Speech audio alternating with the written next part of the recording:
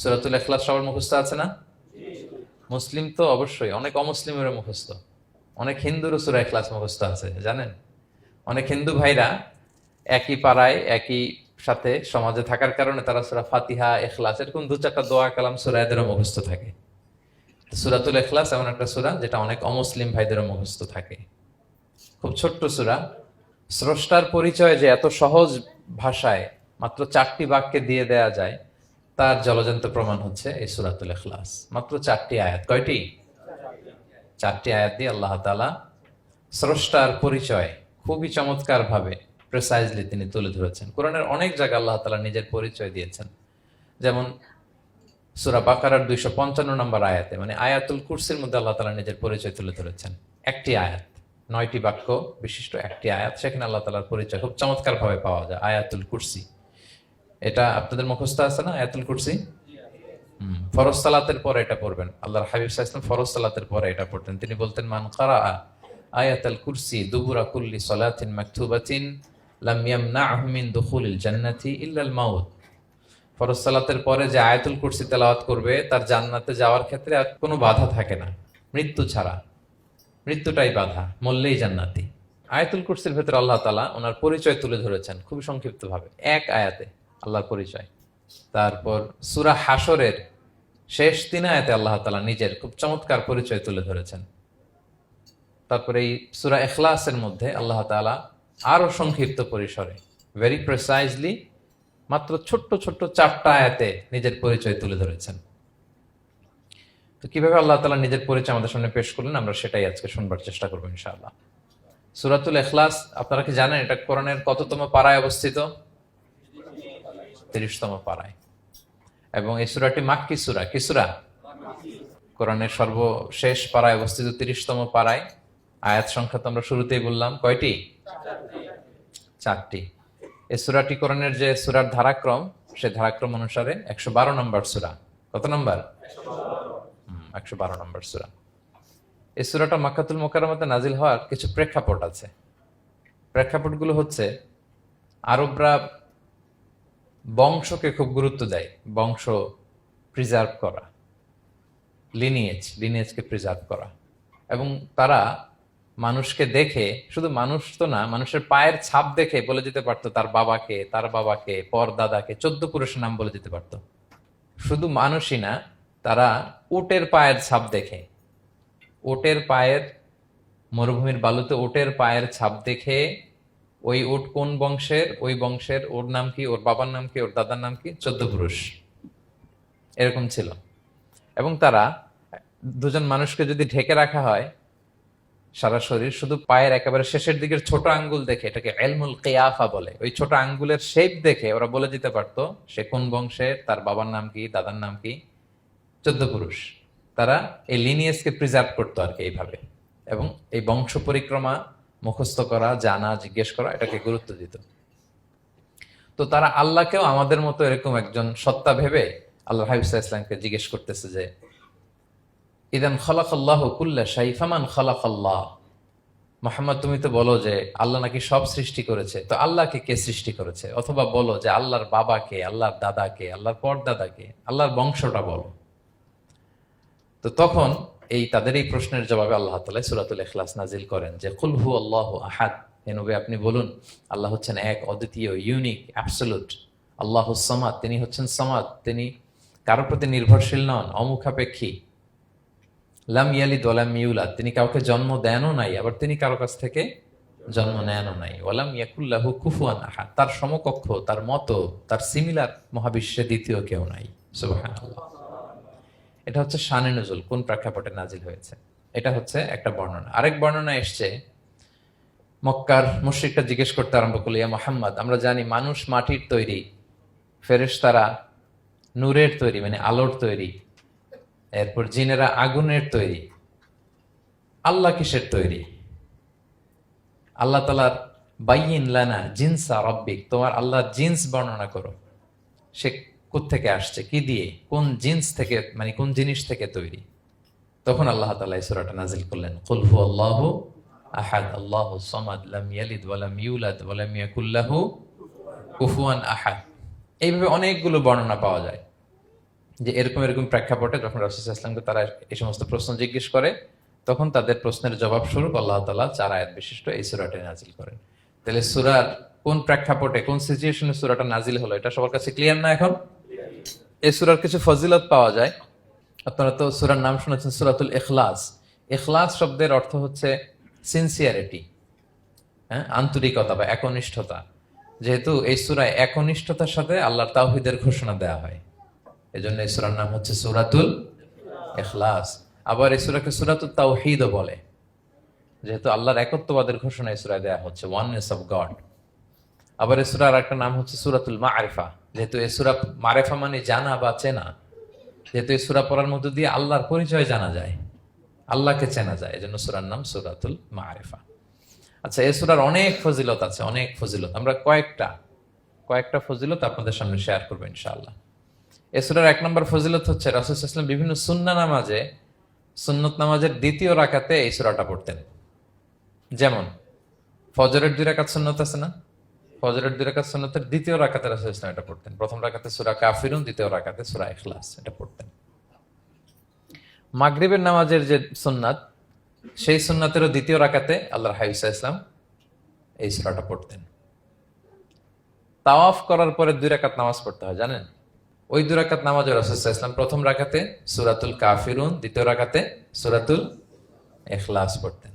বিতিরের সালাতের শেষ রাকাতে আল্লাহর হাবিব সাল্লাল্লাহু আলাইহি ওয়াসাল্লাম সূরাতুল ইখলাস পড়তেন। এই মর্মে অনেকগুলো হাসান হাদিস আছে। তাহলে কখন কখন সূরাতুল ইখলাস পড়তেন রাসূল সাল্লাল্লাহু আলাইহি ওয়াসাল্লাম, কোন নামাজে? ক্লিয়ার না? ফজরের 2 রাকাত সুন্নত নামাজের শেষের রাকাতে, মাগরিবের 2 রাকাত সুন্নত নামাজের শেষের রাকাতে, তাওয়াফের পরে যে 2 রাকাত পড়তে হয় শেষের রাকাতে, বিতিরের সালাতের শেষ রাকাতে। এই সূরাটাকে আল্লাহর হাবিব সাল্লাল্লাহু আলাইহি ওয়াসাল্লাম সুলুসুল কোরআন বলেছেন, 1/3 অফ দ্য কিতাব, কোরআনের 3 ভাগের 1 ভাগ। সূরাতুল ইখলাস তা'দিলু সুলুসাল কোরআন, সূরা ইখলাস হচ্ছে কোরআনের 3 ভাগের 1 ভাগ। তার মানে আপনি যদি একবার সূরা ইখলাস পড়েন, কয় পারা তেলাওয়াতের সওয়াব? 2 বার পড়লে, 3 বার পড়লে, 3 বার পড়লে 1 খতম কোরআনের সওয়াব। আলহামদুলিল্লাহ। কেউ কেউ বলেন যেহেতু আল্লাহর একত্ববাদের কথাবার্তা কোরআনে 1/3 মানে 1/3 জুড়ে আছে, সেহেতু সূরাতুল ইখলাস সুলুসুল কোরআন মানে হচ্ছে যে কোরআনের 3 ভাগের 1 ভাগে আল্লাহ যা নিয়ে কথা বলেছে সূরাতুল ইখলাসের ভিতরেই সেটা সংক্ষেপে চলে আসছে। এজন্য এটাকে বলা হয় 1/3 অফ দ্য বুক, কোরআনের 3 ভাগের 1 ভাগ। এটার আরেকটা, এই হাদিসটা মুতাওয়াতির হাদিস, সূরাতুল ইখলাস তা'দিলু সুলুসাল কোরআন, এটা এমন সংখ্যক, বেশি বেশি সংখ্যক সাহাবী প্রতিটি জেনারেশনে বর্ণনা করেছে, সাহাবী, তাবি, এই হাদিসের ব্যাপারে কোনো ডাউট তৈরি হয় না, কোনো সাসপিশন তৈরি হয় না, খুবই ভ্যালিড এই হাদিসটা, যে এটা কোরআনের 3 ভাগের 1 ভাগ। আচ্ছা, আল্লাহর হাবিব সাল্লাল্লাহু আলাইহি ওয়াসাল্লাম আরেকটা হাদিসে এসেছে, এক সাহাবীকে কোবা পল্লীতে ইমাম করে পাঠিয়েছেন। মদিনা মসজিদে নববীর পাশে একটা মসজিদ আছে, মসজিদে কোবা, সেই মসজিদের ইমাম করে এক সাহাবীকে পাঠিয়েছেন। ওই সাহাবীর একটা অভ্যেস ছিল, উনি প্রত্যেক রাকাতে সূরা ফাতিহার পরেই আগে সূরা ইখলাস পড়তেন। ধরেন প্রথম রাকাতে সূরা ফাতিহার পরে ইখলাস, এরপর একটা সূরা পড়তেন। দ্বিতীয় রাকাতে সূরা ফাতিহার পরে আবার সূরা ইখলাস, এরপর একটা সূরা পড়তেন। ধরেন যে জুমার নামাজ 2 রাকাত, উনি ফাতিহার পরে প্রথমে কোন সূরাটা পড়ে নিতেন, এরপরে অন্য যে কোনো একটা সূরা। দ্বিতীয় রাকাতে সূরা ফাতিহার পরে কোন সূরাটা প্রথমে পড়ে নিতেন? ইখলাসের। এইটাই ওনার স্বভাব। প্রত্যেক নামাজে যদি কোনো ইমাম সাহেব শুধু সূরা ইখলাস পড়ে, একটু খারাপ লাগবে না আমাদের? ওনার মুসল্লিদেরও তাই লেগেছে। ওনারা জিজ্ঞেস করলেন, তুমি এটা কেন করো? এরকম না করে স্বাভাবিকভাবে পড়ো। তো উনি বললেন, না, আমি এইভাবেই পড়বো, আমি যেভাবে পড়তেছি এইভাবেই পড়বো, পড়লে পড়ো, না হলে তোমাদের হিসাব তোমাদের। তো তারা যে রাসূল সাল্লাল্লাহু আলাইহি ওয়াসাল্লামের কাছে বিচার দিল, যে রাসূলুল্লাহ, দেখেন একজন ইমাম আপনি আমাদের জন্য নির্ধারণ করেছেন, উনি প্রত্যেক রাকাতে সূরা ইখলাস পড়ে, ইন এভরি সিঙ্গেল রাকা সূরা ইখলাস পড়ে। তো রাসূল সাল্লাল্লাহু আলাইহি ওয়াসাল্লাম তাকে ডাকলেন, ডেকে বললেন, ঘটনা কি? তুমি নাকি এরকম করো, প্রত্যেক রাকাতে ফাতিহার পরে আগে ইখলাস দিয়ে শুরু করো, কেন কেন করো? সে বলতেছে, ইয়া রাসূলুল্লাহ, হ্যাঁ আমি আসলে এমনটা করে, কারণ আমি এই সূরাটাকে বড্ড ভালোবাসি।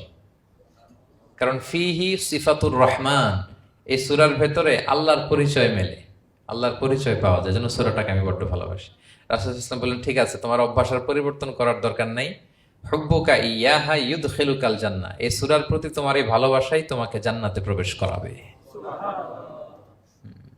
আরেক বর্ণনায় এসেছে, তুমি যেমনি আল্লাহর পরিচয় থাকার কারণে সূরাটাকে ভালোবাসো, আল্লাহ জানিয়েছেন যেন তোমাকে জানাই আল্লাহও তোমাকে ভালোবাসে। ফিহি সিফাতুর রহমান, এই সূরার ভেতরে রহমানের পরিচয় পাওয়া যায়, আল্লাহ সুবহানাহু ওয়া তাআলার পরিচয় পাওয়া যায়। তো এই জন্য উনি প্রত্যেক রাকাতে সূরা ইখলাস পড়তেন। আরেকটা হাসান পর্যায়ের হাদিসে পাওয়া যায়, নবম হিজরিতে আল্লাহর হাবিব সাল্লাল্লাহু আলাইহি ওয়াসাল্লাম তাবুক যুদ্ধে অংশগ্রহণ করেছিলেন। আপনারা তাবুক যুদ্ধের নাম শুনেছেন? হ্যাঁ, নিশ্চয়ই শুনেছেন, যারা ইসলামের ইতিহাস, ইসলামের বায়োগ্রাফি নিয়ে পড়াশোনা করেছেন। তাবুক হচ্ছে অনেক দূরে মদিনা থেকে, খুব কষ্টের সফর ছিল। তখন খেজুর পেকে সবার ঘরে খেজুর, পাকা খেজুর উঠাতে হবে, আবার প্রচন্ড গরম, আবার সফরের দূরত্ব অনেক বেশি। এই সফরে মূলত কোনো যুদ্ধ সংগঠিত হয়, তাবুক যুদ্ধে কোনো যুদ্ধ হয় নাই। কয়েক সপ্তাহ লাগছে যেতে, কয়েক সপ্তাহ ফিরতে, এতটুকুই। জাস্ট কে পাক্কা ইমানদার আর কারা মুনাফেক, হিপোক্রিট, এটাকে ক্লিয়ার করার জন্য আল্লাহ তাআলা এই যুদ্ধের আহ্বান জানিয়েছেন যে যাও, অ্যাটাক করো, তাবুকে যাও। বিশাল বাহিনী, প্রায় বিশাল একটা বাহিনী যে তাবুকে চলে গেল। রাসূল সাল্লাল্লাহু আলাইহি ওয়াসাল্লাম যখন তাবুক যুদ্ধে ছিলেন, এই অভিযানে ছিলেন, তখন মদিনায় এক সাহাবী ইন্তেকাল করেন, নাম হচ্ছে মুআবিয়া ইবনে মুআবিয়া আল মুজহানি। তো উনি ইন্তেকাল যখন করলেন, রাসূল সাল্লাল্লাহু আলাইহি ওয়াসাল্লাম তো এত দূর থেকে এটা জানতেন না। জিবরাইল আলাইহিস সালাম এসে বললেন, ইয়া রাসূলুল্লাহ, মদিনাতে আপনার সাহাবী মুআবিয়া ইন্তেকাল করেছে। মুআবিয়া ইবনে আবি সুফিয়ান একজন সাহাবী আছে, উনি নয়, মুআবিয়া ইবনে মুআবিয়া আল মুজহানি। তখন বললেন, ইয়া রাসূলুল্লাহ, আপনি এই ৩০,০০০ সাহাবী নিয়ে এখানেই মরুভূমির মধ্যেই তার গায়েবানা জানাজা পড়েন, আমরাও আছি আপনার সাথে, আমরাও শরীক হব। রাসূল সাল্লাল্লাহু আলাইহি ওয়াসাল্লাম এত দূরে তাবুক থেকেই মুআবিয়া ইবনে মুআবিয়া আল মুজহানি রাদিয়াল্লাহু তাআলা আনহুর গায়েবানা জানাজায় শরীক হলেন। এই গায়েবানা জানাজায় সাহাবাদের সাথে ফেরেশতারাও শরীক হয়েছিলেন, দুই কাতারে, পেছনে দুই কাতার, প্রতি কাতারে ৭০,০০০ ফেরেশতা। জানাজা শেষে, দোয়া শেষে আল্লাহর হাবিব সাল্লাল্লাহু আলাইহি ওয়াসাল্লাম বললেন যে, জিবরিল, ঘটনা কি?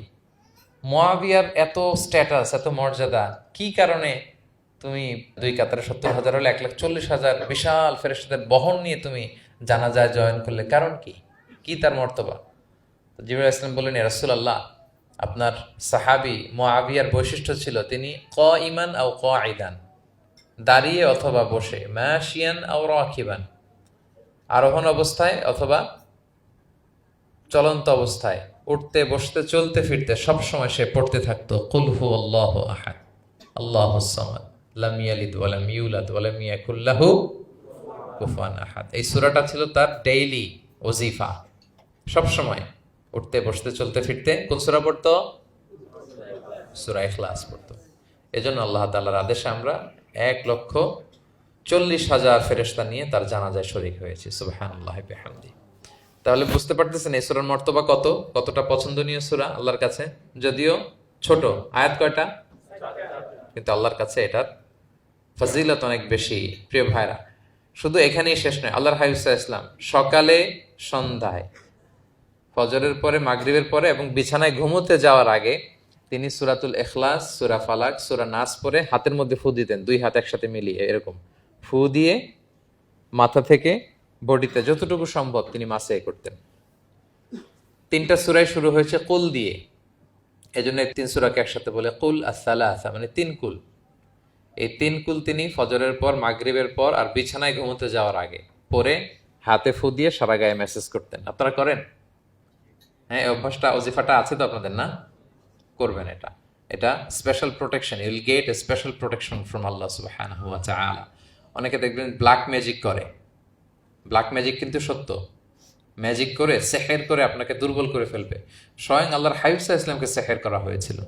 উনি কয়েক মাস স্ত্রীদের সাথে ফিজিক্যাল ইন্টিমেসিতে যেতে পারতেন না, এত দুর্বল হয়ে গেছিলেন।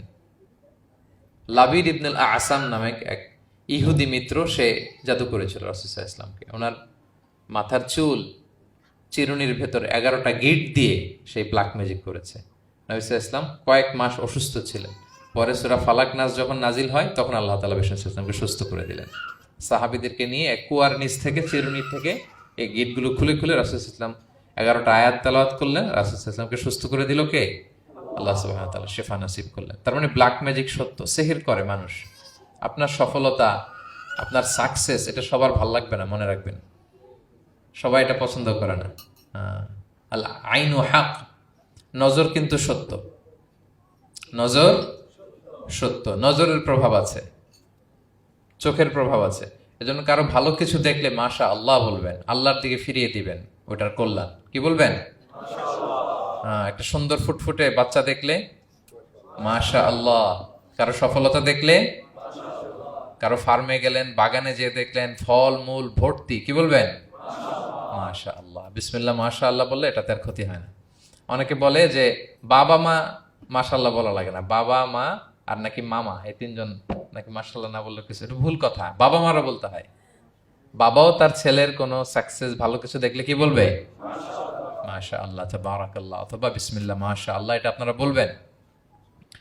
নজরের প্রভাব আছে। আপনি সিম্পলি দেখেন, এই যে আমি আপনাদের দিকে তাকিয়ে তাকিয়ে কথা বলছি, আমি যদি অনেকক্ষণ স্টেয়ারিং করি, কারো দিকে ভেবে তাকিয়ে থাকি, সে ভালো ফিল করবে? কেন, আমি কি তার মারছি, ধরছি, স্পর্শ করছি? কিছুই তো করলাম, শুধু আমি তার দিকে তাকিয়ে আছি, তার মানে এতেই সে অস্বস্তি ফিল করতেছে। ধরেন যে আপনি কোন একটা প্রোগ্রামে বসে আছেন, আপনার পাশে যে বসে, আপনি তার দিকে এরকম 10 মিনিট তাকায় আছেন, কোনো কথা ছাড়া শুধু তাকিয়েই রইলেন, তার কি ভাল লাগবে বলেন? সে কি কমফোর্টেবল ফিল করবে? সে ভয় পাবে, সে ভয় পাবে, অস্বস্তি ফিল। আপনি কিছুই করেন নাই, না তাকে টাচ করেছেন, না ধরেছেন, ছুঁয়েছেন, কিন্তু শুধু তাকিয়ে আছেন। দেখেন নজরের কি প্রভাব। আল্লাহ আইন হাক, নজর সত্যি। এজন্য কারো সাকসেস দেখলে আমরা সবসময় যেন মাশাআল্লাহ বলি। মাশাআল্লাহ ঠোঁটের সাথে মিলিয়ে রাখবেন। ভালো দেখলে কি বলবেন? মাশাআল্লাহ, মাশাআল্লাহ, বিসমিল্লাহ মাশাআল্লাহ, মাশাআল্লাহ তাবারাকাল্লাহ, এটা বলবেন। তাহলে আল্লাহর হাবিব সাল্লাল্লাহু আলাইহি ওয়াসাল্লামকেও সেহের করা হয়েছিল। এজন্য এই সেহের থেকে, ব্ল্যাক ম্যাজিক থেকে, আইন মানে জেলাসি, মানুষের নজর দিয়ে যে হিংসা করে, এই জেলাসি থেকে, মিন শাররি হাসিদিন ইযা হাসাদ, হাসাদ থেকে, মিন কুল্লি মাকরুহিন ওয়া শুরুর, এসব ক্যালামিটি, ডিজাস্টার, এগুলো থেকে পানাহ হিসেবে আপনি এই ওয়াজিফাটা করবেন। 3 কুল, কুল আস-সালাসা, 3 কুল। আমার সাথে সাথে বলেন, কয় কুল? 3 কুল। কি কি? সূরাতুল ইখলাস, সূরা ফালাক, সূরা নাস। এই 3টা পড়ে ফজরের পর, মাগরিবের পর আর ঘুমোতে যাওয়ার আগে হাত দুইটাকে একসাথে করে পরে লম্বা একটা ফু দিয়ে মাথা থেকে মাসাজ করবেন সারা গায়ে। পারা যাবে ইনশাআল্লাহ বিইذনিল্লাহ। এবং আম্মা জান আয়েশা রাদিয়াল্লাহু তাআলা আনহা বলতেন, আমি যখন কখনো অসুস্থ হয়ে যেতাম, অসুস্থ হলে রাসূল সাল্লাল্লাহু আলাইহি ওয়াসাল্লামকে যে যখন কমপ্লেন করি, ইয়া রাসূলুল্লাহ আমি তো অসুস্থ, রাসূল সাল্লাল্লাহু আলাইহি ওয়াসাল্লাম আমাকে এই আমলটা করতে বলতেন। মানে আয়েশা, তুমি সূরাতুল ইখলাস, সূরা ফালাক, সূরা নাস পড়ে সারা গায়ে কি করো? ফু দাও। হ্যাঁ।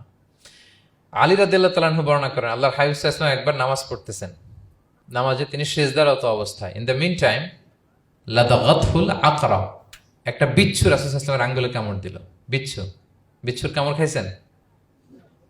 হ্যাঁ, কেমন লাগে? খুব আরাম লাগে? হ্যাঁ, খুব যন্ত্রণা হয়, অনেক যন্ত্রণা হয়। রাসূল সাল্লাল্লাহু আলাইহি ওয়াসাল্লামকে যখন কামড় দিল নামাজরত অবস্থায়, রাসূল সাল্লাল্লাহু আলাইহি ওয়াসাল্লাম খুব যন্ত্রণা পেলেন, ব্যথা পেলেন।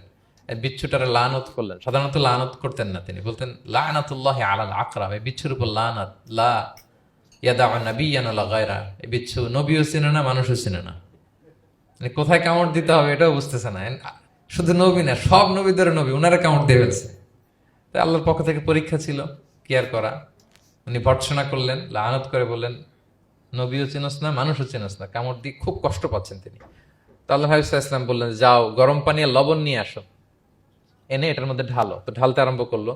লবণ কিন্তু খুবই ব্যথানাশক, painkiller, natural painkiller. এটার মধ্যে সোডিয়াম ক্লোরাইড আছে, তো এটা গরম করে লবণ মিশিয়ে দিলে যে কোনো ব্যথা ট্যাথা সাথে সাথে ভালো হয়ে যায়। রাসূল ইসলাম বললেন ঢালো। ঢালতেছে, রাসূল ইসলাম পড়তেছেন কুল হুয়াল্লাহু আহাদ আল্লাহুস সামাদ লাম ইয়ালিদ ওয়া লাম ইউলাদ ওয়া লাম ইয়াকুল লাহু কুফুয়ান আহাদ বলে ফু দিচ্ছেন আর ঢালতেছে। ঢালাও শেষ, আঙ্গুলের ব্যথাও শেষ। তাহলে রাসূল সাল্লাল্লাহু আলাইহি ওয়াসাল্লামের একটা চিকিৎসা পদ্ধতি আপনারা জানলেন, তিব্বে নাবাবী, যে সাপ বিচ্ছু কিছু ধ্বংসন করলে ওখানে কুসুম ওয়ার্ম ওয়াটার, লবণ দিয়ে ওয়ার্ম ওয়াটার করে সেখানে ঢালতে হবে। আর কোন সূরা পড়তে হবে? কুল হুয়াল্লাহু আহাদ আল্লাহুস সামাদ লাম ইয়ালিদ ওয়া লাম ইউলাদ ওয়া লাম ইয়াকুল লাহু কুফুয়ান আহাদ, এটা পড়তে হবে। তাহলে এই সূরার ফজিলত কি জানতে পেরেছেন আপনারা? ক্লিয়ার তো না? আমি রিপিট করি, কি কি ফজিলত বললাম। রাসূল সাল্লাল্লাহু আলাইহি ওয়াসাল্লাম ফজরের নামাজের সুন্নাতে, মাগরিবের সুন্নাতে, তাওয়াফের পরের সুন্নাতে, ভিতরের শেষ রাকাতে সূরাতুল ইখলাস পড়তেন। রাসূল সাল্লাল্লাহু আলাইহি ওয়াসাল্লাম সূরাটাকে সুলুসুল কোরআন, 1/3 অফ দ্য কিতাব বলেছেন। কোরআনের কয় ভাগের এক ভাগ? এবং এক সাহাবীর ঘটনা তো শুনলাম, সে সব নামাজে সূরা ইখলাস পড়তো, মুসল্লিরা কমপ্লেন করার পরেও সে পড়লো। রাসূল ইসলাম বললেন কেন পড়ো? বলে যে ফিহি সিফাতুর রহমান, এ সূরায় আল্লাহর পরিচয় আছে, এই সূরাটা বড্ড ভালো লাগে। তো রাসূল ইসলাম বললেন এই সূরার প্রতি তোমার ভালো লাগেই তোমাকে জান্নাতে নিয়ে যাবে। আরেক বর্ণনায় যে তুমি যেমনি আল্লাহর কারণে এই সূরাকে ভালোবাসো, আল্লাহও জানিয়েছেন তিনি তোমায় ভালোবাসেন। এরপর মুআবিয়া ইবনে মুআবিয়া আল মুজানির হাদিস শুনলাম, তিনি উঠতে বসতে চলতে ফিরতে সবসময় কোন সূরা পড়তেন? সূরাতুল ইখলাস। ফলে আকাশ থেকে 1,40,000 ফেরেশতা এসে দুই কাতারে 70,000 করে ওনার গায়েবানা জানাজায় অংশগ্রহণ করেছেন। এবার বলেন এটাকে আপনারা কি ওয়াজিফা বানাবেন? হ্যাঁ, বানাবেন ডেইলি ওয়াজিফা। মেক ইট ইউর ডেইলি ওয়াজিফা। রিসাইট সূরাতুল ইখলাস every day, specially in the morning and evening. তাহলে সূরার ইন্ট্রোডাক্টরি ডিসকাশন শেষ, নাজিলের প্রেক্ষাপট শেষ, ফজিলত শেষ। এবার আমরা সূরায় ঢুকে যাই। কি বলেন? আউযু বিল্লাহি মিনাশ শাইতানির রাজিম, বিসমিল্লাহির রহমানির রহিম। বিতাড়িত শয়তান থেকে আল্লাহর কাছে পানা চাই, পরম করুণাময় অসীম দয়ালু আল্লাহর নামে শুরু করছি। আল্লাহ বলছেন কুল হুয়াল্লাহু আহাদ। হে নবী আপনি বলুন, ওই যে বারবার প্রশ্ন করে বাইয়িন লানা জিনসা রাব্বিক, তোমার আল্লাহ কি দিয়ে তৈরি? আল্লাহ কি স্বর্ণের তৈরি, না রূপার তৈরি, না কাঠের তৈরি? এভাবেই লিটারালি বলতেছে আহুয়া মিন যাহাব আও ফিদ্দা আও মিন খাশাব। মুহাম্মদ তোমার আল্লাহ কি স্বর্ণের, না রূপার, না কাঠের? আল্লাহ বলেন নবী আপনি এটা বলেন। কুল, নবী আপনি বলুন হুয়াল্লাহু আহাদ, আল্লাহ হচ্ছে এক। তোমরা যেরকম আল্লাহকে ভাবো আল্লাহ আসলে ওই রকম নয়। আল্লাহর সত্তাটা আমাদের মতো নয়, সৃষ্টিগত সত্তার মতো নয়। আমরা এটাতে প্রায় ভুল করে ফেলি। অনেকে এমন এমন প্রশ্ন করি আল্লাহর সাথে, মনে হয় যেন আল্লাহ আমার একেবারে, আমরা নিজেরা নিজেরা যেরকম ওই রকম। কিন্তু স্রষ্টা যে সৃষ্টি জগতের অনেক ঊর্ধ্বে, এটা আমরা বুঝি না। তিনি সময়ের ঊর্ধ্বে, তিনি স্থানের ঊর্ধ্বে, তিনি কালের ঊর্ধ্বে, সবকিছুর ঊর্ধ্বে। যেমন আমাদের 3টা কাল আছে, হ্যাঁ, অতীত, তারপর বর্তমান যেটাকে ধরা যায় না, প্রতি সেকেন্ডে ন্যানো সেকেন্ডে এটা অতীত হয়ে যাচ্ছে, আর যেটা সামনে ঘটবে এটা কি? ফিউচার, ভবিষ্যৎ। তা আল্লাহরও কি এরকম অতীত বর্তমান ভবিষ্যৎ আছে? সময়টা আমাদের জন্য, উনি তো সময়ের স্রষ্টা, ওনার সাথে আপনি সময় সেট করতে পারবেন না, উনি সময়ের ঊর্ধ্বে। ফলে উনি এই ইবলিস যে আদেশ ভঙ্গ করা, আদম আলাইসাল্লাম এবং হাওয়া আলাইসাল্লাম পৃথিবীতে আসা, নূহ, দাউদ, হুদ, সালেহ থেকে শুরু করে এই একের পর এক নবী, শেষ নবী, বর্তমান সময়, ভবিষ্যৎ, দাজ্জাল, কিয়ামত, সব তিনি অ্যাট এ গ্ল্যান্সে দেখেন, একবারে ওনার চোখের সামনে। আমাদের মতো অতীত বর্তমান ভবিষ্যৎ ওনার নাই। আমরা যেমনি ভাব প্রকাশের জন্য ভাষা লাগে, এই যে আমি বাংলায় কথা বলতেছি আপনারা বুঝতেছেন, হ্যাঁ, মালাইরা যারা মালাইতে কথা বলে, ইংলিশরা ইংরেজিতে কথা, চাইনিজে কথা বলে, ভাষা, উনি ভাষার স্রষ্টা, ফলে ওনার ভাষাও লাগে না।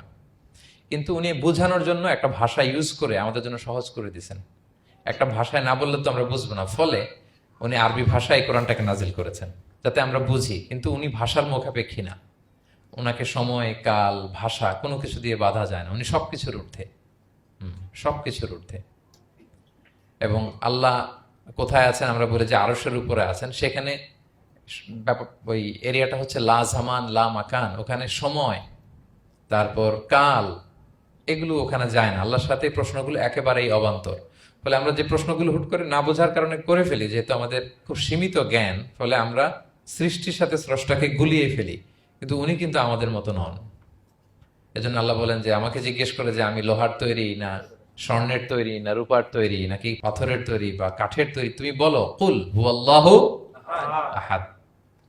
হে নবী আপনি বলুন আমি হচ্ছি এক, একক, অদ্বিতীয়। আরবিতে এক, এক বলতে আরবিতে ওয়াহেদ শব্দ ব্যবহার করে, আহাদ ব্যবহার করা হয় না। ব্যক্তির গুণ হিসেবে কখনো আহাদ ব্যবহার করা হয় না। এটা কেবলমাত্র শুধুমাত্র একমাত্র আল্লাহ তাআলার জন্য ব্যবহার করা হয়, তিনি আহাদ।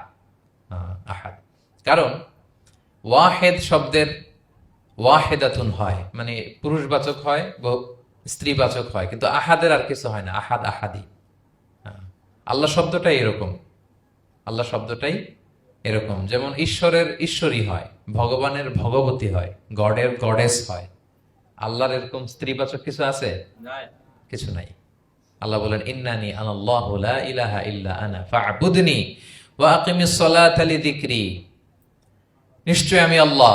মুসা আলাইহিস সালামকে প্রথম যে প্রত্যাদেশ রেভেলেশন দিয়েছিলেন মুকাদ্দাসে তুয়ার পাশে, তুর পাহাড়ের পাদদেশে, ওখানে প্রথম মুসা আলাইহিস সালাম আল্লাহর সাউন্ড তখন তিনি শুনেছিলেন, এবং আল্লাহর সাউন্ডটাও আমাদের সাউন্ডের মতো নয়।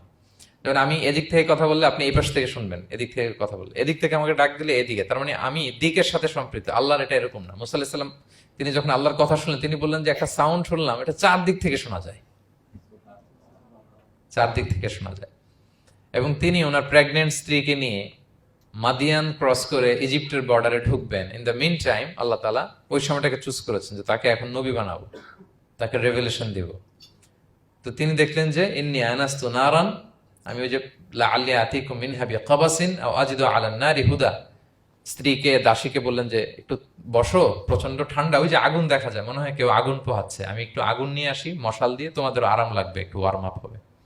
তো আগুনের কাছে যেয়ে দেখে সামনে যত যায় আগুন তত পেছায়, এবং আগুনটা সাধারণ আগুন না, একটা গাছ থেকে আগুন বেরোচ্ছে, কিন্তু ওই গাছের পাতা জ্বলে না, ডাল জ্বলে না, কিছুই হয় না। আসলে এটা আগুন না, এটা আল্লাহর নূর। আল্লাহর নূর সেখানে ফোকাস দেওয়া হয়েছে। আল্লাহর নূরও আমাদের নূরের মতো না। নূর মানে লাইট, নূর মানে কি? লাইট। সো এই যে আমরা যে লাইট দেখি, এই লাইটের মতো না। কারণ আল্লাহর এই নূরের কাবার দেয়া হচ্ছে আবার নূরের পর্দা দিয়ে।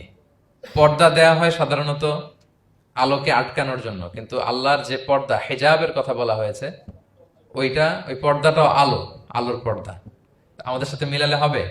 আমরা আমরা ঘরে পর্দা টাঙাই কি থামাতে বলেন তো? আলো থামাতে। আর আল্লাহর যে হেজাব পর্দাগুলো কিসের? আলোর, নূরের। সো কশ্চিন কালেও আপনি সৃষ্টির সাথে স্রষ্টাকে মিলাবেন না। আমরা ভুল করে অনেক সময় এরকম অবান্তর প্রশ্নগুলো করি। তো আল্লাহ তখন মুসা আলাইহিস সালামকে প্রত্যাদেশ করলেন যে ইন্নানি আনাল্লাহ লা ইলাহা ইল্লা আনা ফা'বুদনি, আমি আল্লাহ। আমি কি? আল্লাহ। এই আল্লাহ নামটা আল্লাহ নিজেই রেখেছেন। আমাদের নাম রাখে আমাদের বাবা দাদা, আল্লাহর তো বাবা দাদা কেউ নাই। আল্লাহর নাম কে রেখেছে? আল্লাহ নিজেই রেখেছেন। ফা'বুদনি, আমার ইবাদত করো, ওয়া আকিমিস সালাতা লিযিকরি। তাহলে এখানে প্রথম আয়াতেই শিরকের উপর কুঠারাঘাত করা হয়েছে, শিরকি আকীদাকে লন্ডভন্ড করে দেওয়া হয়েছে, এবং বোঝানো হয়েছে আল্লাহ হচ্ছেন এক, অদ্বিতীয়, একক। কারণ আমরা যত ইবাদত করি, এর মধ্যে যদি শিরকের স্পর্শ থাকে, আমাদের ইবাদত ভ্যানিশ হয়ে যাবে, এটার কোনো দাম নাই। লা ইন আশরাকতা লা ইয়াহবাতান্না আমালুক ওয়া লা তাকুনান্না মিনাল খাসিরিন। আল্লাহ বলেন যদি শিরক করো তাহলে তোমার সব আমল বাতিল হয়ে যাবে, তোমার রোজা, নামাজ, হজ, যাকাত, জিকির কিছু থাকবে না। এজন্য শিরক যাতে কখনো আমাদের না হয়, শিরকের সাথে যেন আমাদের সম্পর্ক না থাকে। ইন্নাল্লাহা লা ইয়াগফিরু আইয়ুশরাকা বিহি ওয়া ইয়াগফিরু মা দুনা যালিকা লিমান ইয়াশা। আল্লাহ সব মাফ করেন, কিন্তু শিরকের গুনাহ মাফ করেন না। কি মাফ করে না? হ্যাঁ, এজন্য শিরকের সাথে আমাদের কোনো সম্পর্ক নাই। দেখেন আমরা যখন নামাজে দাঁড়াই, আমরা তাকবীরে তাহরিমা বাঁধার পরে কি পড়ি? ওয়াজ্জাহতু ওয়াজহিয়া লিল্লাযী ফাতারাস সামাওয়াতি ওয়াল আরদা হানিফা ওয়া মা আনা মিনাল মুশরিকিন। দেখেন নামাজে দাঁড়ালে আগে ক্লিয়ার করে নিতে হয় যে আল্লাহ ওয়া মা আনা মিনাল। এই যে লক্ষ লক্ষ হাজী সাহেবরা যায় ইজহার রেদা পরে, ওখানে কি পড়ে? লাব্বাইক আল্লাহুম্মা লাব্বাইক লাব্বাইক লা শারীকা লাক। আগে হিসাব ক্লিয়ার যে আল্লাহ শিরকের সাথে ছিটেফোঁটা সম্পর্ক আমাদের নাই। আমরা একনিষ্ঠভাবে তোমার ইবাদত করি। তাহলে সূরাতুল ইখলাস বেসিক্যালি তাওহীদের একনিষ্ঠ ঘোষণার নাম, যেটার প্রথম আয়াত আল্লাহ তাআলা নবীকে বললেন যে হে নবী আপনি আমার পরিচয় দিয়ে দেন, আপনি বলুন কুল হুয়াল্লাহু আহাদ, আমি এক, একক, অদ্বিতীয়। কুল হুয়াল্লাহ, নবী আপনি বলুন তিনি হচ্ছেন আল্লাহ এবং তিনি হচ্ছেন আহাদ। আল্লাহ নামটার অনেক ভাবে কোরআনে পরিচয় দিয়েছেন। আল্লাহ আলিফ লাম, লাম আলিফ ছাড়া, লিল্লাহ দিয়ে, লাম ছাড়া, লাহু দিয়ে, আপনি যেভাবেই বলবেন সেভাবে আল্লাহর পরিচয় পাওয়া যায়। লিল্লাহি মা ফিস সামাওয়াতি ওয়া মা ফিল আরদ, কোরআনের অনেক আয়াতে এসেছে। লাম বাদ দিয়ে দিলে লাহুল মুলকু ওয়া লাহুল হামদু হুয়া আলা কুল্লি শাইইন কাদির। লাম বাদ দিয়ে দিলে হা দিয়ে আল্লাহর পরিচয় দিয়েছেন, হুয়া দিয়ে পরিচয় দিয়েছেন, হুয়াল্লাহুল্লাযী লা ইলাহা ইল্লাহু। তাহলে যেভাবে আপনি পরিচয় খুঁজতে যাবেন সেখানে আল্লাহর পরিচয় পাওয়া যাবে। আল্লাহ তাআলা বলছেন হুয়াল আউয়ালু ওয়াল আখিরু ওয়াল যাহিরু ওয়াল বাতিন ওয়া হুয়া বিকুল্লি শাইইন আলিম। তিনি প্রথম, তিনি শেষ, তিনি প্রকাশ্য, তিনি গোপন। তিনি প্রথম মানে কি? তিনি সূচনাহীন অতীত থেকে আছেন। দেখেন আমাদের সাথে মিলে না। আমাদের অতীতের একটা সূচনা থাকে, কি বলেন, আমার জন্মের একটা স্টার্টিং পয়েন্ট আছে না, যে এখান থেকে আমার অস্তিত্ব শুরু, এত সালে আমি, এত সালে আপনি। তার মানে আমাদের একটা স্টার্টিং আছে তো নাকি? আল্লাহ স্টার্টিং কবে থেকে বলেন? কবে থেকে যে এই সময় থেকে উনি আল্লাহ বলেন? Nobody knows, কারণ হুয়াল আউয়াল, এই আউয়াল মানে এমন শুরু, সূচনাহীন শুরু, এমন শুরু যেটার কোনো কি নাই, সূচনা নাই। আবার সীমাহীন ভবিষ্যৎ পর্যন্ত তিনি থাকবেন। কতদিন তার রাজত্ব, ক্ষমতা, সভরেন্টি, পাওয়ার থাকবে? কতদিন বলেন? সীমাহীন, এটার কোনো শেষ নাই। ওয়াল আউয়াল ওয়াল আখির ওয়াল যাহির ওয়াল বাতিন। এবং সবকিছু ধ্বংস হবে তিনি ছাড়া। কুল্লু মান আলাইহা ফান ওয়া ইয়াবকা ওয়াজহু রাব্বিকা যুল জালালি ওয়াল ইকরাম। সব শেষ হবে, উনি অবিনশ্বর, শাশ্বত, চিরঞ্জীব। তাই বলে উনি আমাদের থেকে দূরে নন, খুব কাছে। আমরা ডাকলেই তিনি ডাকে সাড়া দেন। আমাদের সবকিছু তিনি দেখেন, অবজার্ভ করেন, মনিটর করেন। ওয়া নাহনু আকরাবু ইলাইহি মিন হাবলিল ওয়ারিদ। আমাদের এখানে একটা রগ থাকে, এই রগেরও কাছে, তার মানে খুব কাছে, খুব কাছে। আমরা তাকে না দেখলেও তিনি আমাদের দেখেন। লা তুদরিকুহুল আবসার ওয়া হুয়া ইউদরিকুল আবসার ওয়া হুয়াল লাতীফুল খবীর। কোনো চোখ তাকে দেখে না, কোনো দৃষ্টি তাকে আয়ত্ত করতে পারে না, কিন্তু সকল দৃষ্টিকে তিনি আয়ত্তে রাখেন। সুবহানাল্লাহ। এভাবে আল্লাহ তাআলা খুব প্রিসাইজলি 4টা আয়াত দিয়ে নিজের পরিচয় দিয়েছেন। কুল হুয়াল্লাহু আহাদ। হে নবী, আপনি বলুন তিনি আল্লাহ, তিনি অদ্বিতীয়। বাংলারও অনেক সীমাবদ্ধতার ফলে আমাকে এক, একক এগুলো ইউজ করা লাগতেছে, কিন্তু আল্লাহর আহাদ বোঝাতে যে এক, একক, এটা যথেষ্ট না। এটা আমার লিমিটেশন, আমাদের লিমিটেশন, ভাষার লিমিটেশন। কিছু দিয়ে তো আমার অডিয়েন্সকে বা আমাদের বুঝতে হবে দ্য এসেন্স অফ গড। এজন্য আমরা বলি এক, একক, অদ্বিতীয়। অদ্বিতীয়টা খুব অনেকটাই পারফেক্ট। তাহলে তিনি হচ্ছেন আহাদ, এবং এই আহাদের লেসন দেওয়ার জন্য সব নবীরা এসেছে। সব নবীরা একই কথা বলেছেন, আদম আলাইহিস সালাম থেকে শুরু করে বিষ্ণু ইসলাম পর্যন্ত একই কথা বলেছেন যে ইয়া কওমি ইবুদুল্লাহ মা লাকুম মিন ইলাহিন গায়রু আফালা তাআকিলুন। হে আমার জনপদের লোকেরা, কি হলো তোমরা এত কিছুর ইবাদত করো, দাসত্ব করো, তোমরা ইবাদত করবে এক সত্তার, তিনি কে? মা লাকুম মিন ইলাহিন গায়রু, তিনি ছাড়া কোনো ইলাহ তোমাদের নেই। তাহলে এই যে ওয়াননেস অফ গড, স্রষ্টা যে একজন, এই কনসেপ্টটাকে ক্লিয়ার করবার জন্যই এত এত নবীরা পৃথিবীতে হাজির হয়েছেন। তাহলে আল্লাহর চমৎকার একটা নাম জানলাম আমরা, আহাদ। কি নাম? মজার ব্যাপার হচ্ছে এই নাম কোরআনে আর কোথাও নাই। আহাদুন শব্দ যেটা আছে এটা অন্য অর্থে, এক, এক অর্থে আর কি। কিন্তু আল্লাহর আহাদ কোরআনে শুধু এই সূরাতেই এসেছে। আল্লাহর আহাদ নামটা শুধু এই সূরাতেই এসেছে। আহাদ, আহাদ। আপনারা বেলাল রাদিয়াল্লাহু তাআলা আনহুর ঘটনা জানেন যে উমাইয়াত ইবনে খালাফ খুব পাষণ্ড মাওলা ছিল ওনার, মনিব। এমন কোনো অত্যাচার নাই যে ঈমান আনার কারণে বেলাল রাদিয়াল্লাহু তাআলা আনহুর উপর করা হয় নাই। পিটানো, চাবুক মারা, টানা হেচড়া করা, উত্তপ্ত মরুভূমিতে। যারা হজ উমরা করতে গিয়েছেন তারা তো দেখেছেন মরুভূমির বালু, ওখানে কত গরম, চাল ছেড়ে দিলে মুড়ি হয়ে যাবে, খই হয়ে যাবে। ওই উত্তপ্ত গরম বালুতে বেলাল রাদিয়াল্লাহু তাআলা আনহুকে শুইয়ে পেটের উপরে পাথর রেখে দেওয়া হয়েছিল। তখন তিনি আল্লাহর একত্ববাদের ঘোষণা এই শব্দটা দিয়ে করেছেন। অস্ফুট কণ্ঠে উনি বারবার বলছিলেন আহাদ, আহাদ, আহাদুন, আহাদ। তো আল্লাহ তাআলার এই নামটা, আহাদ নামটা, এই সূরা ছাড়া কোরআনের অন্য কোথাও আসেনি। তাহলে প্রথম আয়াতটা কি? কুল হুয়াল্লাহু।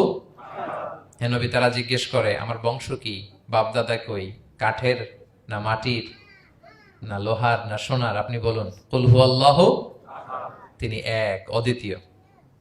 আল্লাহুস সামাদ, তিনি হচ্ছেন সামাদ। আল্লাহর আরেকটা নাম as-সামাদ।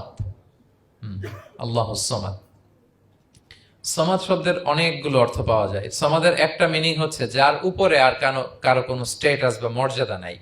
আরবিতে বলে মানতাহা ইলাইহি সুগদাদু ওয়া শারাফ।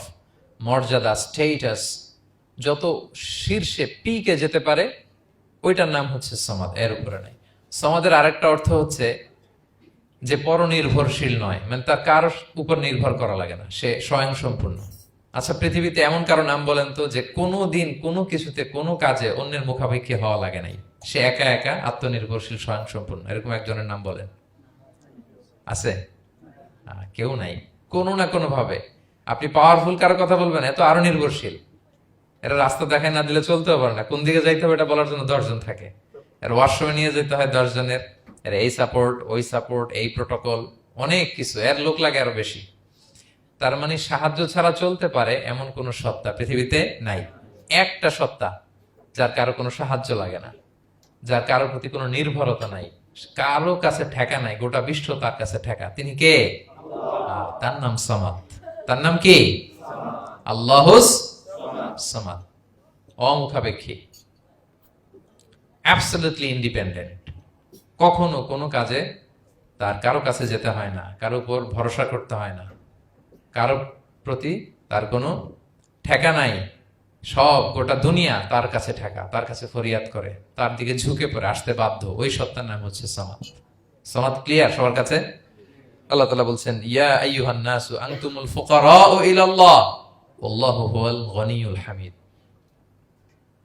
ওহে মানুষেরা, তোমরা হচ্ছে ফকির। ফকির বিমানা মুফতাকির ইলাল্লাহ, মানে মুখাপেক্ষী কার দিকে? ফুকারা ইলাল্লাহ ওয়াল্লাহু হুয়াল গনিয়ুল হামিদ। কিন্তু আল্লাহ কারো প্রতি মুখাপেক্ষী নন। গানি, তিনি প্রাচুর্যশীল, হামিদ, সপ্রশংসিত। সবাই তার কাছে ফরিয়াদ করে, তিনি কারো কাছে ফরিয়াদ, সবাই তার কাছে চায়, তিনি কারো কাছে চাওয়া লাগে না, সবাই তার কাছে মুখাপেক্ষী, তিনি কারো প্রতি মুখাপেক্ষী। তার নাম সমাদ। তার নাম কি? তাহলে সমাদ ক্লিয়ার। হ্যাঁ, লাম ইয়ালিদ ওয়ালাম ইউলাদ। লাম ইয়ালিদ, তিনি কাউকে জন্ম দেননি। ওয়ালাম ইউলাদ, তিনি নিজেও জন্ম নেন নাই। সুবহানাল্লাহ, দেখেন কত সহজ পরিচয়। তিনি কাউরে জন্ম দেনও নাই, জন্ম নেনও নাই। সুবহানাল্লাহ, আমাদের ধর্ম যে কত সুন্দর। এক আল্লাহর দিকে আমাদেরকে রেফার করা হয়েছে। অন্যান্য ধর্মের দিকে দেখেন কি আজীব কথা। খ্রিস্ট ধর্মে বলে আদম আলাইহিস সালাম পাপ করছে, ওই পাপের কারণে আমরা সবাই নাকি পাপী, জন্মাইলেই নাকি পাপী। ইসলাম বলে আমরা জন্মগ্রহণ করি মাসুম অবস্থায়, নিষ্পাপ। কিন্তু খ্রিস্টানরা কি বলে? আমরা পাপ নিয়ে জন্মাই, ফলে খোদার ছেলের দুনিয়াতে আসা লাগছে, এসে সবার পাপ নিজের কাঁধে নিয়ে শুলে চড়ছে, এরপরে খোদার সাথে যে বসে আছে। এটা হচ্ছে খ্রিস্ট ধর্মের কথা। অন্যান্য অনেক ধর্মে দেখেন ল্যাংটা বাবার কাছে যে মাথা নোয়াতে হয়। এরকম অনেক ধর্ম দেখছেন যে লোকটার চুলে জট বাঁধা, দাড়িতে জট বাঁধা, একেবারে উলঙ্গ, তার কাছে যে সবাই এরকম হাত পাতে। দেখছেন? দেখেন না আপনারা? নাকি শুধু আমি একাই দেখলাম? দেখছেন সবাই? আছে, কিন্তু আমি ধর্মের নাম বলতেছি না, কোনো ধর্মকে ছোট করা যাবে না, কিন্তু এরকম আছে। তো দেখেন কি সমস্ত অদ্ভুত নিয়ম কানুন। আগুন নিয়ে ওইখানে দৌড়াইতে হয়, এই করতে হয়, কিন্তু আমাদের এক সত্তার কাছে আমরা চাই। কোনো ভায়া লাগে না, মিডিয়েটর লাগে না, মধ্যস্থতাকারী লাগে না। আল্লাহ বলে ডাকের সাথে সাথে তিনি ডাকে সাড়া দেন। লাম ইয়ালিদ ওয়া লাম ইয়াকুল লাহু, জন্ম দেনও নাই, জন্ম নেনও নাই। মুশরিকরা বলতো আল মালাইকাতু বানাতুল্লাহ, তারা বলতো ফেরেশতারা নাকি আল্লাহর মেয়ে। নাউজুবিল্লাহ। ওয়া ক্বালাতিল ইয়াহুদু উযাইরুন ইবনুল্লাহ, ইহুদিরা বলতো উযাইর আলাইহিস সালাম আল্লাহর ছেলে। ওয়া ক্বালাতিন নাসারা আল মাসীহ ইবনুল্লাহ, আর খ্রিস্টানরা বলে ঈসা মাসীহ, ঈসা আলাইহিস সালাম উনি নাকি আল্লাহর ছেলে। নাউজুবিল্লাহ। আল্লাহ সবগুলো ভ্রান্ত ধারণার কবর রচনা করেছেন এই আয়াত দিয়ে। লাম ইয়ালিদ ওয়া লাম না না, এগুলো ভুল। ক্লিয়ার কাট শুনে রাখো, কান খাড়া করে জেনে রাখো। লাম ইয়ালিদ ওয়া লাম ইউলাদ, তিনি কাউকে জন্ম দেনও নাই, তিনি কারো কাছ থেকে জন্ম নেনও নাই। ইমাম আবু বকর আল বাকিল্লানি একজন বড়, অনেক বড় একজন দার্শনিক ছিলেন এবং তর্কবাগীশ ছিলেন, ইরাকের। নাম শুনেছেন কেউ? আবু বকর আল বাকিল্লানি। তো উনি কারোর সাথে তর্ক লাগলে উনি খ্রিস্ট ধর্মের কত লোককে যে শাহাদা পড়াইছেন ওনার এই যৌক্তিক আলোচনা দিয়ে, তর্ক দিয়ে। সুবহানাল্লাহ। এক খ্রিস্টান পাদ্রী ওনারে প্রশ্ন করলো, তোমরা মুসলমানরা খুব রেসিস্ট। উনি বললেন কেন? বলছে তোমরা খ্রিস্টান মেয়ে বিয়ে করতে পারো, ইহুদি মেয়ে বিয়ে করতে পারো, মুসলিম কিন্তু ইহুদি মেয়ে, খ্রিস্টান মেয়ে শর্ত সাপেক্ষে, কিছু শর্ত আছে, ওই আলোচনা যাচ্ছেন, শর্ত সাপেক্ষে বিয়ে করতে পারে আহলি কিতাব হলে। কিন্তু কোন খ্রিস্টানরা মুসলিম মেয়ে আমাদের মেয়েদেরকে বিয়ে করতে পারবে না, কোন ইহুদি আমাদের মেয়েকে বিয়ে করতে পারবে না। তো বলে তোমরা খুব রেসিস্ট, তোমরা আমাদের মেয়ে না, ওকে তোমাদের মেয়ে আমাদেরকে দাও না। তো তিনি বলেন তোমরা তো ইহুদি, তোমাদের নবী হচ্ছে মুসা আলাইহিস সালাম, ওনাকে তো আমরা মানি, ওনার কথা তো কোরআনে আছে, এজন্য তোমাদের মেয়েকে বিয়ে করতে পারি। আর খ্রিস্টানদের নবী হচ্ছে ঈসা আলাইহিস সালাম, ওনাকেও মানি, ওনার মায়ের নামে বিশাল সূরাই আছে, সূরা মারিয়াম, আর ওনার ব্যাপারে হাজার শত শত আয়াত, তো এই জন্য তোমার খ্রিস্টানদের মেয়ে বিয়ে করতে পারি। তোমরা তো আমাদের নবী মুহাম্মদ সাল্লাল্লাহু আলাইহি ওয়াসাল্লামকে মানো না। মুহাম্মদ সাল্লাল্লাহু আলাইহি ওয়াসাল্লাম যে শেষ নবী এটা তোমরা মানো, মানার সাথে সাথে মুসলমান হয়ে যাবে, এরপর আমাদের মেয়েকেও তোমরা বিয়ে করতে পারবে। এভাবে উনি এমন ভাবে উত্তর দিতেন, বুহিতাল্লাযী কাফার, কোনো একেবারে লাজবাব হয়ে যেত। তো ওনার নাম যখন ছড়ালো, ইরাকের মুসলিম বাদশাহ ওনাকে কনস্টান্টিনোপলে পাঠাবেন, যেখানে রোমান এম্পায়ার। তো রোমান এম্পায়ার এরাও খুব প্রস্তুতি নিয়ে আছে যে আবু বকর আল বাকিল্লানিকে ডিল করা অনেক কঠিন, সে আসতেছে, তার সাথে কিভাবে কি করা যায়। তো আপনারা জানেন যে খ্রিস্ট সমাজের নিয়ম হচ্ছে রাজার দরবারে ঢুকতে গেলে কুর্নিশ করে ঢোকা লাগে। কি করে? মাথা নত করে, এরকম নিচের দিকে করে রূপুর মতো করে এরপরে ঢোকা লাগে।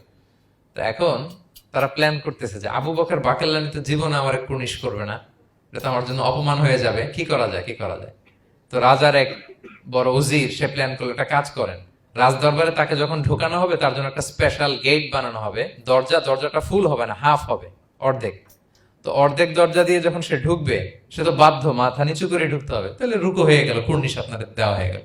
বলে এই তো চমৎকার বুদ্ধি, ঠিক আছে একটা ছোট্ট দরজা বানাও। তো বানাইছে। উনি যখন কনস্টান্টিনোপলে পৌঁছলেন, অনেকে নিয়ে আসালো রাজদরবার, বলতেছে এটা দিয়ে ঢুকতে হবে, আমাদের সবার ঢুকেন। তো সবাই এরকম মাথা নিচু নিচু করে ঢুকছে। উনি দেখেই বুঝছে এটা তো কৌশল করছে আমার সাথে।